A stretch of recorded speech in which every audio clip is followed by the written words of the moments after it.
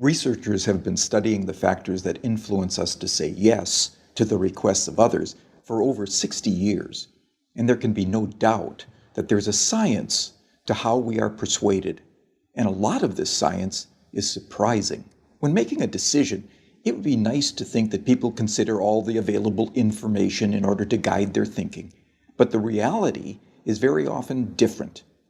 In the increasingly overloaded lives we lead, more than ever, we need shortcuts or rules of thumb to guide our decision-making. My own research has identified just 6 of these shortcuts as universals that guide human behavior.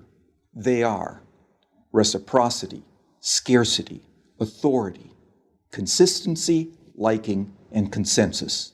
Understanding these shortcuts and employing them in an ethical manner can significantly increase the chances that someone will be persuaded by your request. Let's take a closer look at each in turn. So, the first universal principle of influence is reciprocity. Simply put, people are obliged to give back to others the form of behavior, gift, or service that they have received first. If a friend invites you to their party, there's an obligation for you to invite them to a future party you are hosting. If a colleague does you a favor, then you owe that colleague a favor. And in the context of a social obligation, people are more likely to say yes to those that they owe. One of the best demonstrations of the principle of reciprocation comes from a series of studies conducted in restaurants. So the last time you visit a restaurant, there's a good chance that the waiter or waitress will have given you a gift, probably at about the same time that they bring your bill.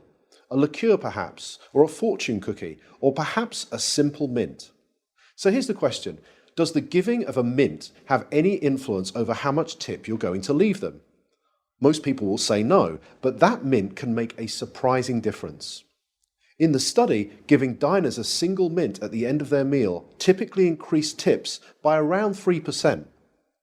Interestingly, if the gift is doubled and 2 mints are provided, tips don't double. They quadruple, a 14% increase in tips. But perhaps most interestingly of all is the fact that if the waiter provides 1 mint, starts to walk away from the table, but pauses, turns back, and says, "For you nice people, here's an extra mint," tips go through the roof. A 23% increase, influenced not by what was given, but how it was given.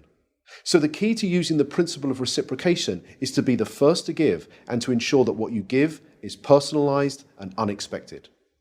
The second universal principle of persuasion is scarcity.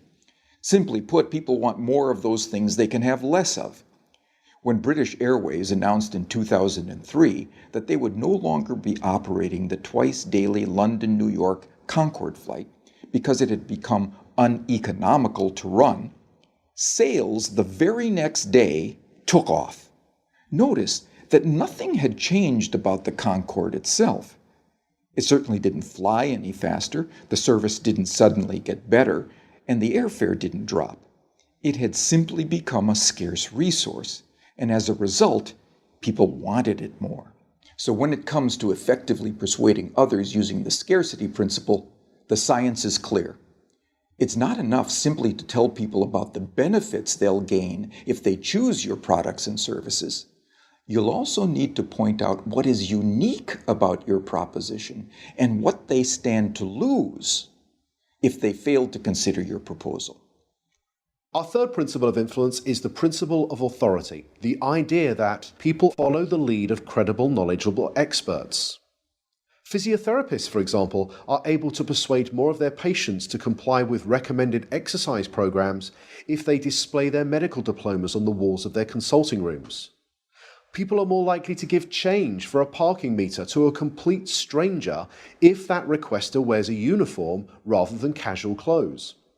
What the science is telling us is that it's important to signal to others what makes you a credible, knowledgeable authority before you make your influence attempt. Of course, this can present problems. You can hardly go around telling potential customers how brilliant you are, but you can certainly arrange for someone to do it for you. And surprisingly, the science tells us that it doesn't seem to matter if the person who introduces you is not only connected to you, but also likely to prosper from the introduction themselves. One group of real estate agents were able to increase both the number of property appraisals and the number of subsequent contracts that they wrote by arranging for reception staff who answered customer inquiries to first mention their colleagues' credentials and expertise. So, customers interested in letting a property were told, "Lettings? Let me connect you with Sandra, who has over 15 years' experience letting properties in this area."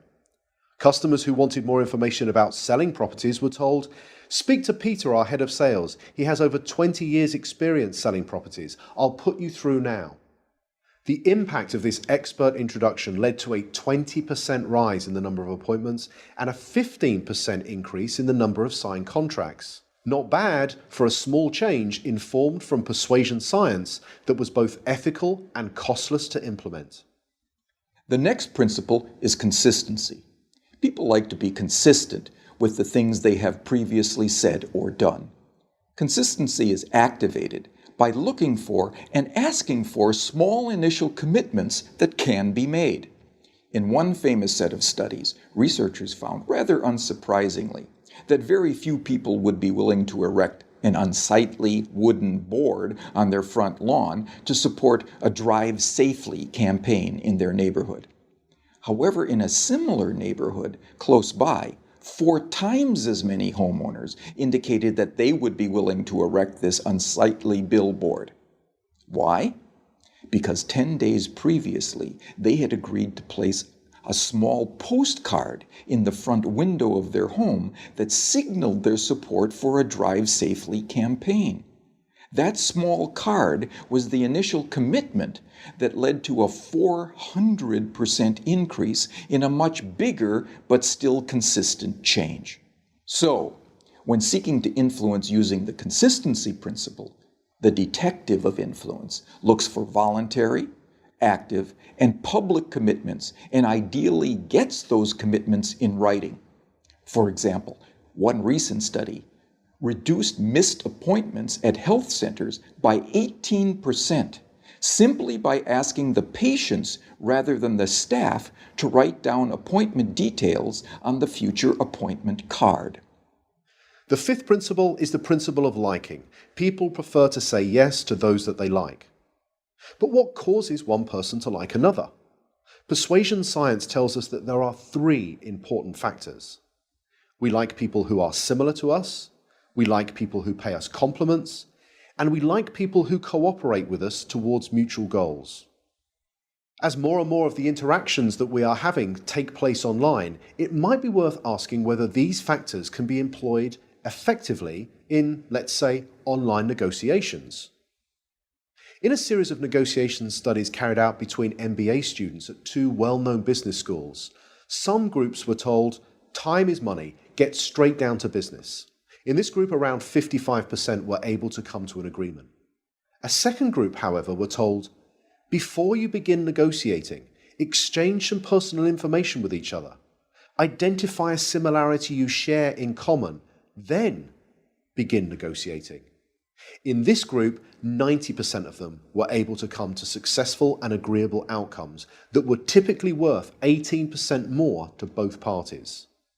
So to harness this powerful principle of liking, be sure to look for areas of similarity that you share with others and genuine compliments you could give before you get down to business. The final principle is consensus.